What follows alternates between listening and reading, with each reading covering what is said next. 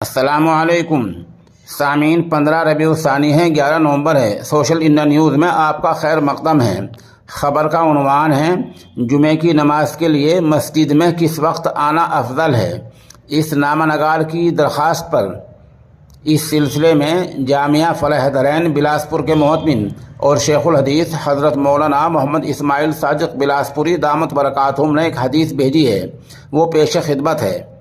عن ابی امامۃ رضی اللہ تعالیٰ عنہ قال قال رسول اللہ صلی اللہ علیہ وسلم تقعد الملائکۃ یوم الجمعۃ علی ابواب المسجد معهم الصحف یکتبون الناس فاذا خرج الامام طویت الصحف قلت یا ابا امامہ لیس لمن جاء بعد خروج الامام جمعۃ قال بلی ولکن لیس ممن یکتب فی الصحف۔ مسند احمد۔ حضرت ابو امامہ رضی اللہ تعالیٰ عنہ سے مروی ہے، رسول اللہ صلی اللہ علیہ وسلم نے فرمایا، جمعے کے دن فرشتے مسجد کے دروازوں پر آ کر بیٹھ جاتے ہیں، ان کے پاس صحیفے ہوتے ہیں، وہ ان میں خطبے سے پہلے آنے والے لوگوں کے نام لکھتے رہتے ہیں۔ جب امام خطبے کے لیے نکلتا ہے تو صحیفے لپیٹ دیے جاتے ہیں، بند کر دیے جاتے ہیں۔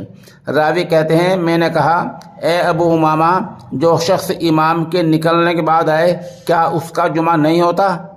انہوں نے کہا، کیوں نہیں، جمعہ تو ہو جاتا ہے، لیکن وہ ان لوگوں میں سے نہیں ہوتا جن کے نام صحیفوں کے اندر لکھے جاتے ہیں۔ مسند احمد۔